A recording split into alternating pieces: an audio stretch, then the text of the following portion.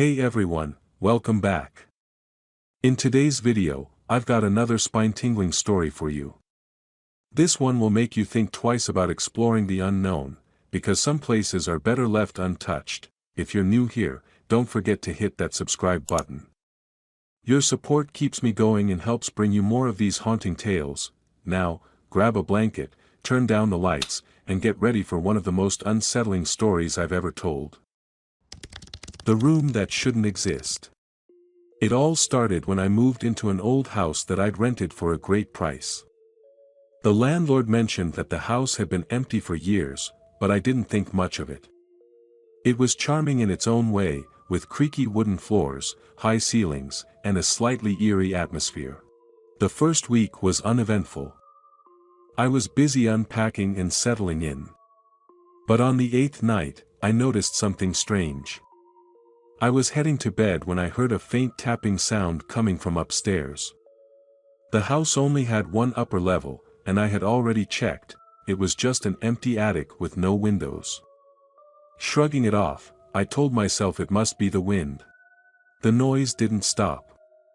Over the next few nights, the tapping grew louder and more insistent.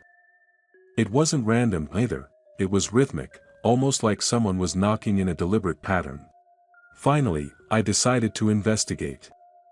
Armed with a flashlight, I climbed up to the attic, expecting to find maybe a bird or a tree branch hitting the roof. But when I reached the top of the stairs, my heart sank.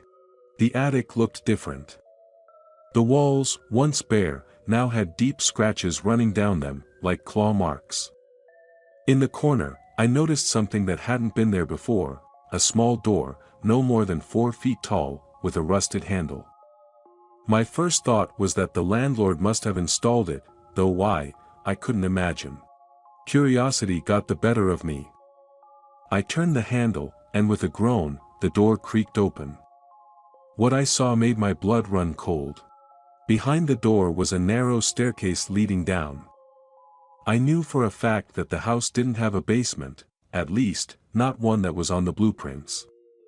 Every instinct in me screamed to shut the door and leave it alone, but something pulled me forward. The air grew colder with each step. The walls of the staircase were damp, covered in a slimy, moss-like substance.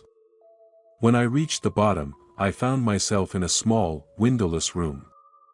It was empty except for one thing, an old wooden chair sitting in the center, facing the corner. The tapping sound started again, louder than ever. It wasn't coming from the walls, it was coming from the chair. I slowly approached, and as I reached out to touch it, the chair spun around violently. There was no one there, but the feeling of being watched was overwhelming. I bolted up the stairs and slammed the door shut behind me. For the rest of the night, I heard faint whispers coming from the attic, but I didn't dare go back. The next morning, I called the landlord to ask about the strange room. He seemed confused, insisting there was no door in the attic, no basement, nothing. When I pressed him further, he admitted that previous tenants had reported strange occurrences but brushed them off as overactive imaginations. I moved out within a week, but to this day, I can't explain what I saw or heard in that house. Sometimes I dream about the room, the chair spinning on its own, the whispers calling my name. Whatever was down there, it wasn't meant to be disturbed.